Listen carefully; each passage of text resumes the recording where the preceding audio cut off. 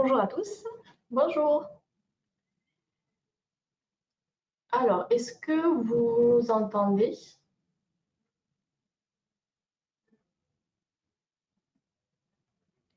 Je vois qu'il y en a qui se connectent Oui. encore. On va attendre encore Si vous nous entendez bien, est-ce que vous pouvez répondre dans les questions, voire préciser que vous nous entendez?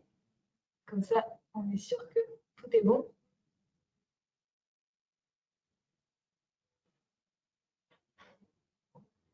Non. Non. Non, pas de réponse. Peut-être qu'on nous entend pas.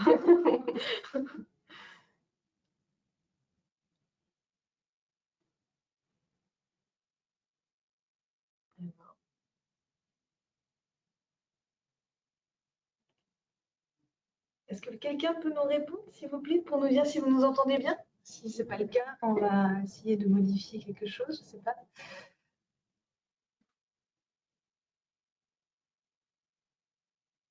Non, non. Ok. Ah oui, super. Merci Caroline. merci. Bon, et bah, du coup, il est midi, on va peut-être commencer. Oui. Ok, allez, c'est parti. Alors, donc moi, je suis Sandrina, donc je suis consultante et je suis Sophie, consultante aussi. Donc aujourd'hui, on va vous présenter donc un webinaire. Donc le sujet, c'est donc comment sont gérés les justificatifs dans les notes de frais. Donc il va y avoir deux parties. Donc une partie où je vais vous présenter les modalités, donc la gestion des notes, des justificatifs. Et puis Sophie, elle vous présentera donc le fonctionnement sur Euretia. C'est un webinaire qui est plutôt à destination des administrateurs ou des comptables, en tout cas la personne qui va gérer les notes de frais dans Euretia.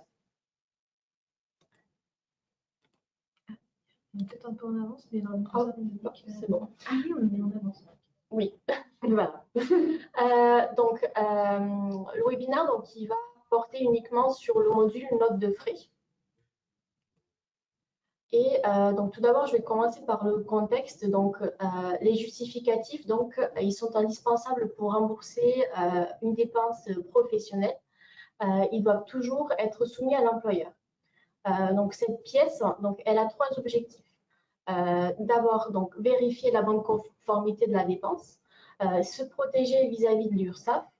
Et la dernière, c'est donc récupérer la TVA déductible. Le délai de conservation des justificatifs est de 10 ans. Donc, en matière de comptabilité, toutes les pièces doivent être gardées 10 ans. Mais d'un point de vue URSSAF, en fait, le délai il est réduit à 6 ans. Donc, une facture ou un reçu donné par le commerçant est suffisant. Il fait donc office de justificatif. Ils peuvent donc être au format papier ou électronique si vous avez un dispositif qui vous permet d'avoir donc un format électronique. Tous les justificatifs donc, ils doivent comporter plusieurs mentions obligatoires pour être conformes. Donc, il y a d'abord donc la date de la dépense, le nom du fournisseur, le détail de la dépense, donc pour savoir si c'est des frais de repas, hôtel ou autre, et donc la TVA, donc si elle est applicable pour ce type de dépense avec les différents taux si nécessaire. Donc en fonction des dépenses, les justificatifs, en fait, ils doivent comporter certaines spécificités. Donc, par exemple, dans le cas de frais kilométriques, le justificatif, donc, il doit notifier le motif du trajet, le lieu de la mission, le nombre de kilomètres effectués et la puissance fiscale du véhicule. Donc, ça veut dire que l'employeur, il doit avoir en fait la carte grise du véhicule du collaborateur. En fait, c'est avec la puissance fiscale que vous allez calculer en fait les indemnités kilométriques. Puis, vous avez aussi les frais repas avec invité. Donc, vos collaborateurs peuvent éventuellement aller au restaurant et inviter, par exemple, un client. Donc, si c'est le cas, donc il doit avoir, la dépense doit comporter le nom de l'invité, le nom de l'entreprise, la fonction de l'invité et éventuellement le nom des collègues. Donc, il peut inviter le client et il peut y avoir également des collègues en interne de l'entreprise. Et ensuite, vous avez également les frais d'hébergement. Donc ça, c'est par exemple si vous avez des collaborateurs qui donc font des frais de déplacement et donc ils vont peut-être avoir des frais d'hôtel. Donc si c'est le cas, le justificatif doit comporter le nombre de nuitées, le type de chambre et éventuellement d'autres frais annexes. Donc les frais annexes, cela dépend également de votre politique interne. Donc après, ils peuvent être remboursés ou non selon votre politique.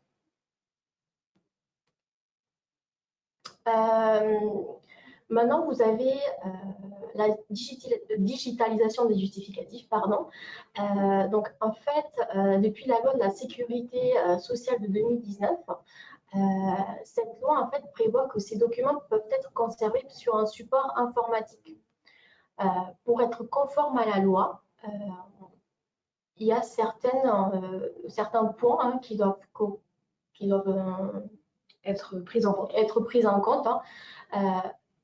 Donc, il y a 3 points. Il y a une reproduction à l'identique. Donc, la copie doit être conforme à l'original, en image et en contenu. Donc, rien ne doit être altéré, retouché ou modifié. Donc, le justificatif doit être au format PDF. Et également, vous devez avoir un système de sécurité, de conformité ou d'horodatage. Si ces règles-là ne sont pas respectées, le justificatif il peut être considéré comme non conforme et du coup, l'URSSAF, en cas de contrôle de l'URSSAF, ils peuvent vous demander du coup la pièce au format papier. Donc, vous devez, si vous souhaitez donc digitaliser les justificatifs, vous devez avoir un dispositif qui répond du coup à ces normes de conformité. Est-ce que maintenant vous voyez Eurecia? Non. Oui. Ok. Oui, ok. Vous n'étiez pas sûr. Ok, très bien. Donc je recommence. Comme ça, on recommence si on n'avait pas vu. Donc je vous disais, pour la partie note de frais, vous allez dans votre espace administrateur et vous allez dans le module note de frais ici, dans le menu note de frais. Pour activer les justificatifs à valeur probante, ça se met ici dans les profils et regroupements, ou dans lequel vous avez vos profils et vos différents types de dépenses. Ah, on voit toujours le PowerPoint. Ah, décidément. Et bon, on va y arriver. Qu'est-ce qui se passe? Alors, écran. Ah non, mais c'est pas ça, c'est l'écran qu'on veut voir. C'est celui-là. Est-ce que là, normalement, on devrait... Ok, parfait. Merci. Les aléas du direct, exactement, tout à fait. Bon, on était en avance, du coup, c'est pas grave, on recommence une autre fois. Donc, je disais, dans votre espace administrateur, vous allez dans le menu notes de frais. Et vous allez dans vos profils et regroupements. Pour chaque profil, vous allez pouvoir activer les justificatifs à valeur probante. Donc, vous cliquez sur le profil ici, une barème standard par exemple, et vous allez cocher cette case ici. En la cochant, vous rendez pour chaque type de dépense le justificatif obligatoire. Ça veut dire que le salarié va devoir renseigner, ajouter un justificatif pour pouvoir enregistrer sa dépense. Donc ça, vous pouvez le cocher sur un barème et vous pouvez très bien dire je ne le coche pas sur un autre. Si vous avez une catégorie de la population sur laquelle vous ne voulez pas faire des justificatifs à valeur probante. Donc ça, au niveau du paramétrage, c'est très simple. Vous n'avez qu'à cocher ceci. Pour respecter les différentes règles au niveau des notes de frais, comme on l'a vu tout à l'heure avec Sandrina, vous allez pouvoir ajouter des éléments, notamment au niveau de l'hôtel, où on a besoin de connaître une quantité. Donc là, vous allez pouvoir ici penser à cocher « Autoriser à saisir une quantité ». Ça va permettre de pouvoir dire combien de nuitées on a passé. Et également, dans tout ce qui est restaurant, vous allez pouvoir indiquer tout ce qui est lié aux invités. Donc, si vous gérez des invités et internes et externes, au niveau de l'invité externe, vous allez pouvoir ajouter des champs obligatoires pour qu'ils puissent donner le nom de l'invité, la fonction et le nom de l'entreprise. Donc, comment ça se passe au niveau de la note de frais? Alors, on a une question de Jean-Paul. Est-ce que c'est activé pour l'accès Zen? C'est une très bonne question. Alors, je ne sais pas parce que du coup, on ne gère pas les Zen, mais on va se renseigner. On va se renseigner et on vous répondra exactement. Donc, au niveau des notes de frais, Vue manager. Donc, je vais créer une note de frais pour une collaboratrice et vous montrer ce que ça donne. Ici, hop. Donc, je vais d'abord faire un restaurant midi, par exemple. Je vais faire pour elle, sinon ça va pas marcher. Hop. Et je vais, donc du coup, le salarié choisit son type de restaurant et va sélectionner un justificatif.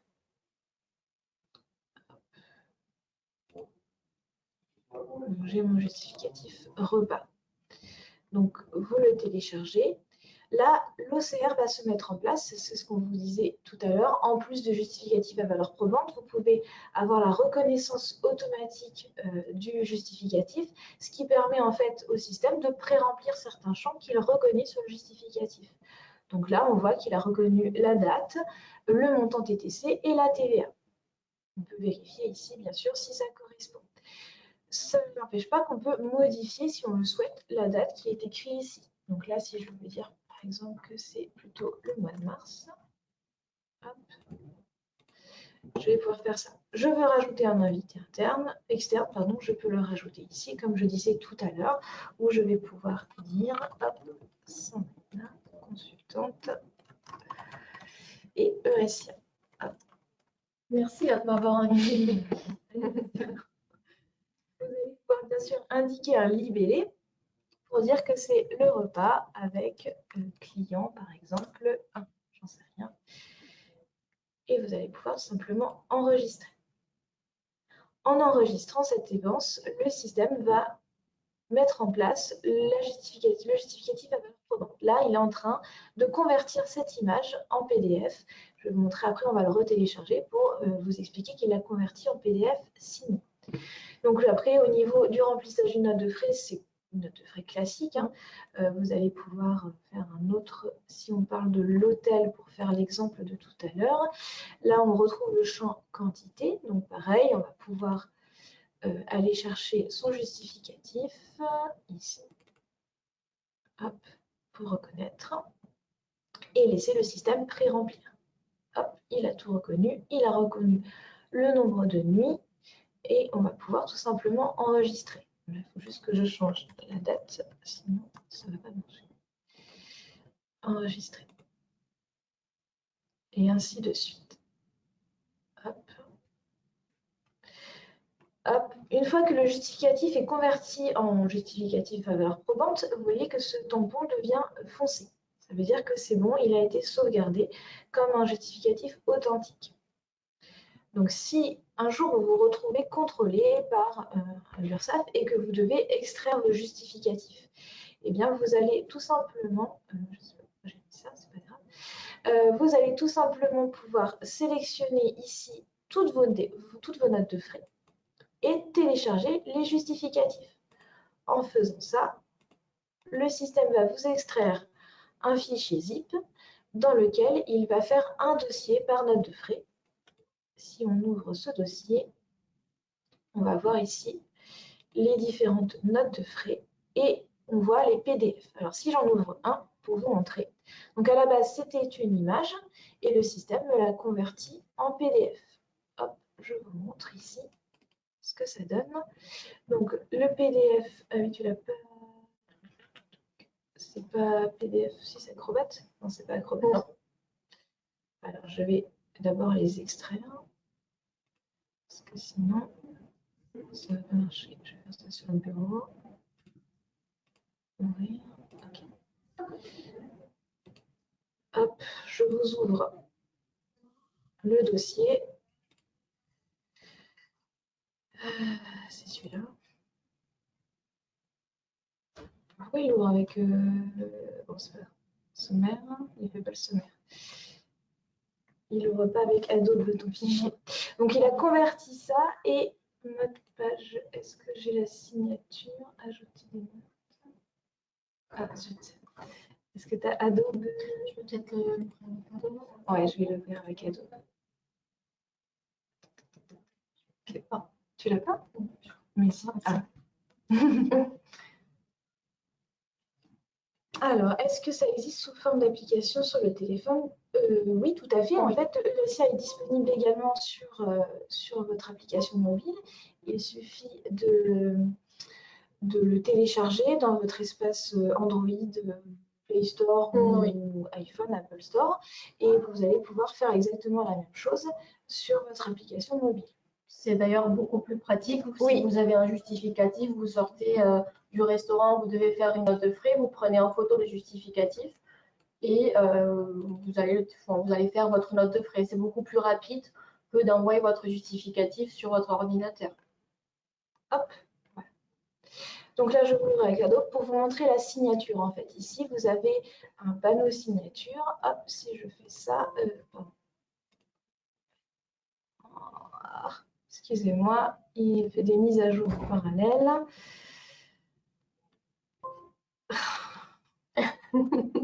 Décidément. Alors, il y a une question. On a une question. Est-ce que le système va reconnaître un justificatif présenté 2 fois? Alors oui, tout à fait. En fait, le système Eurecia va vous convertir l'image en PDF, vous faire une signature. Voilà, on la voit ici. Hein. Donc l'image a été convertie en PDF. L'image n'a pas été rétrécie, c'est important de le savoir ça. Votre image reste au format original. Donc si c'est une grosse image, ça va faire un gros PDF. Puisque en tant que justificatif à valeur probante, on n'a pas le droit de toucher à la photo.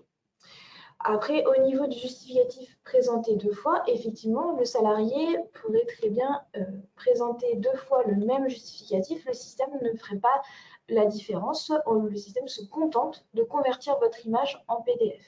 C'est d'ailleurs pour ça qu'il est important de garder bien sûr un circuit de validation. Votre manager doit contrôler que le justificatif correspond à la dépense ou derrière à l'étape de contrôle, si c'est le comptable qui le fait, il doit également vérifier. Ça n'enlève pas la partie contrôle. Exactement. C'est pareil pour l'OCR, hein, l'OCR qui reconnaît le justificatif. C'est une reconnaissance, c'est pour l'aider à remplir sa note de frais, mais ça n'empêche pas le salarié de modifier cette valeur. Donc si il décide de ne pas utiliser l'OCR et qu'il corrige ce qui a été rempli, on pourrait très bien avoir un justificatif qui n'a rien à voir avec la dépense décrite dans Eurecia. Dans tous les cas, ce sont des aides pour vous, mais derrière, ça n'empêche qu'il faut contrôler vos notes de frais. Donc, vous pouvez quand même télécharger tous les justificatifs. Et ce que je voulais vous montrer aussi également pour tout ce qui est OCR. Donc ça, c'est pareil, c'est une fonctionnalité qui est proposée aux salariés, qui est accessible dans les propriétés de la note de frais. Vous avez la reconnaissance automatique ici qui est cochée. Si le salarié n'en veut pas, il considère que ce n'est pas utile, eh bien, il peut décocher cette reconnaissance. Et dans ces cas-là, le système ne l'aide plus à remplir la note de frais. Par défaut, c'est coché. Normalement, quand le consultant vous livre la plateforme, tout à fait. C'est coché par défaut, mais le salarié est libre de le faire, de le décocher s'il le souhaite. Donc Véronique nous dit qu'une alerte serait intéressante. Vous avez raison, c'est une remarque qui remonte souvent de nos clients. On en fera part à nos équipes pour tenir en compte de ce point. Mais pour l'instant, ce n'est pas le cas. Écoutez, voilà. Est-ce que vous avez des questions particulières par rapport... N'hésitez pas à poser des questions, c'est le moment. Par rapport à ces justificatifs. Je ne sais pas, peut-être que tu peux montrer les frais kilométriques. Oui, tout à fait. Comment on peut les calculer.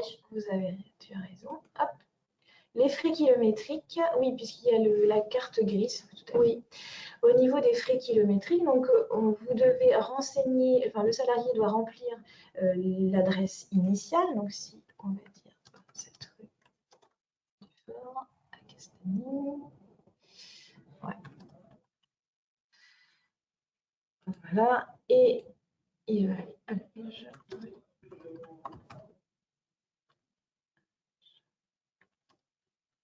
Hop. Donc le système utilise Google pour indiquer l'itinéraire. Il va pouvoir sélectionner un aller-retour pour définir le double de la distance. En fonction du véhicule du salarié, donc là on voit que le salarié a une voiture enregistrée, et bien le système va calculer un remboursement. ce remboursement. D'ailleurs, pour info, vous avez le petit i ici qui vous permet de savoir quel coefficient est appliqué, si vous êtes sur un barème URSSAF classique ou si vous êtes sur un barème spécifique lié à votre entreprise.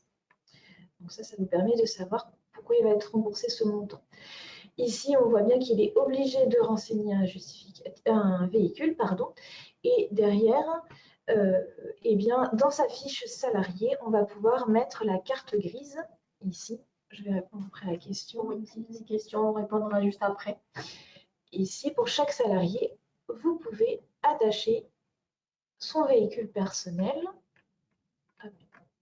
Ici, j'ai déclaré que cette personne avait un véhicule de type automobile 5 chevaux, la marque, l'immatriculation, et vous allez pouvoir attacher également la carte grise, puisque c'est ce qu'on peut vous demander pour justifier les frais kilométriques de vos salariés.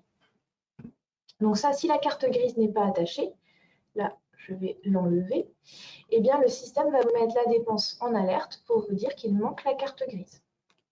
Hop. Je recommence ici.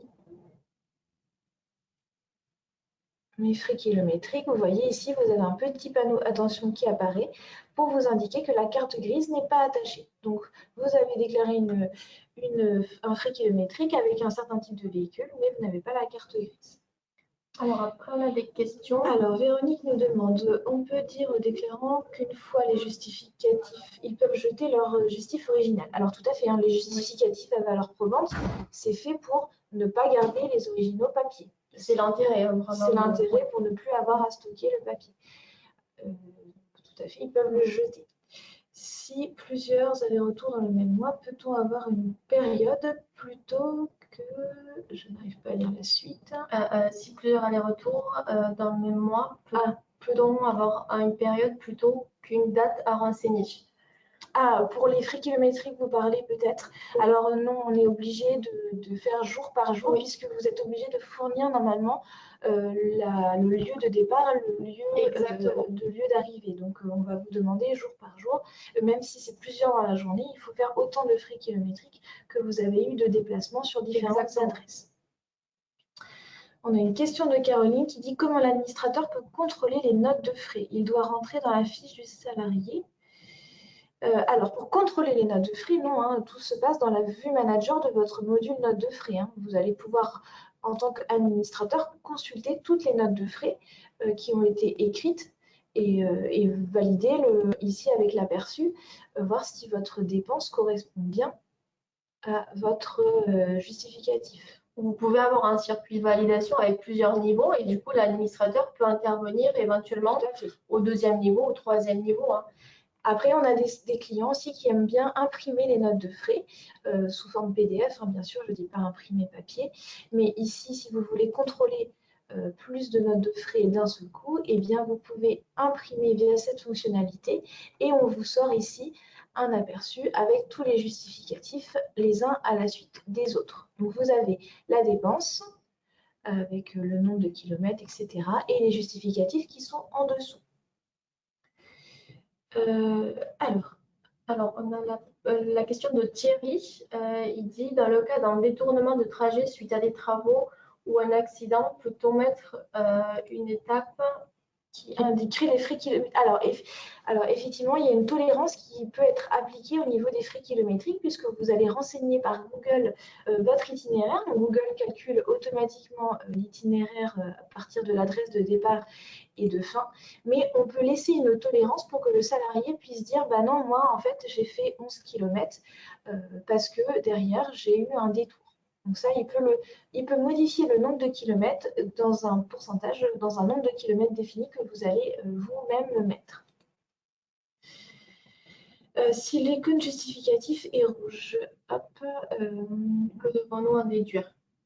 Alors, ici, le justificatif est rouge. Ça veut dire qu'il y a une erreur dans le traitement du justificatif et donc du coup, il faut la redéclarer puisque le justificatif n'a pas été enregistré comme un justificatif à valeur probante. Donc, il faut recommencer.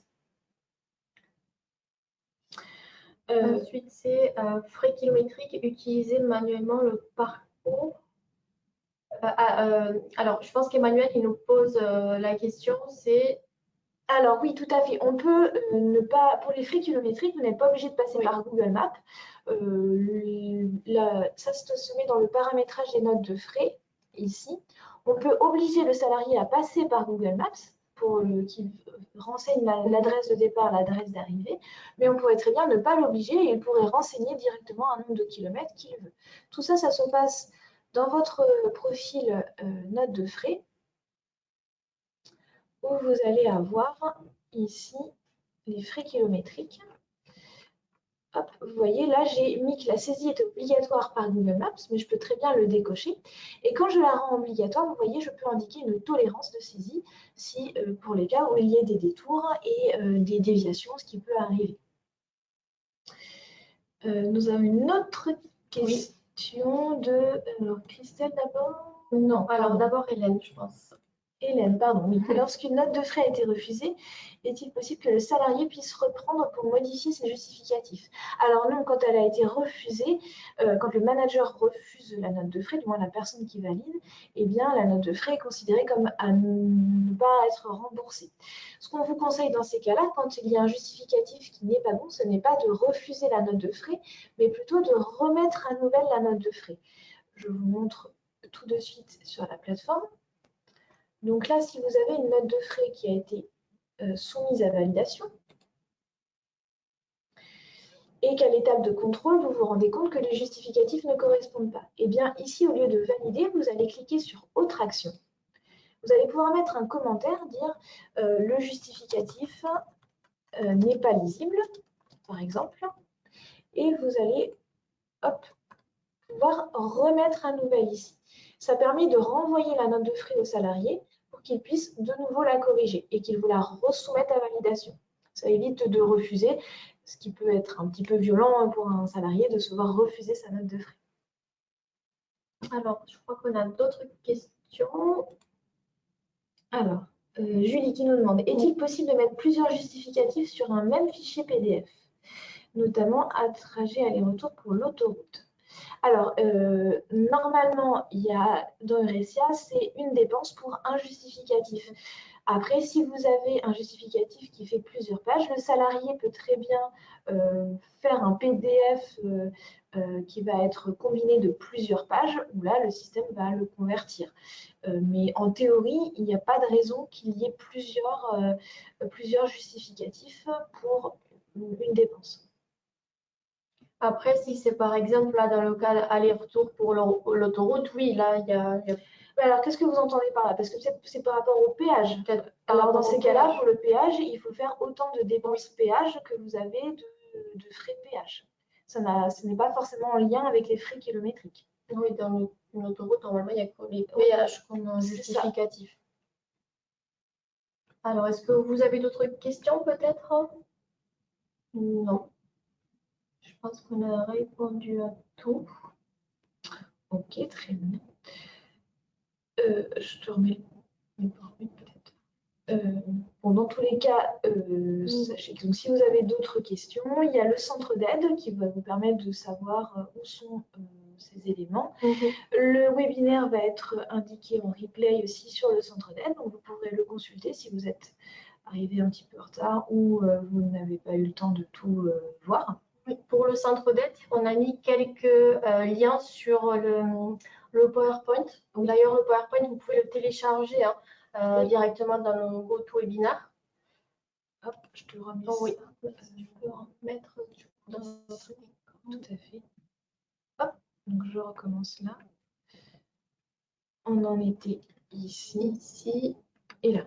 Voilà, donc là, vous avez quelques liens dans le centre d'aide. Donc, par exemple, le paramétrage des justificatifs à valeur probante que Sophie vous a déjà montré aujourd'hui.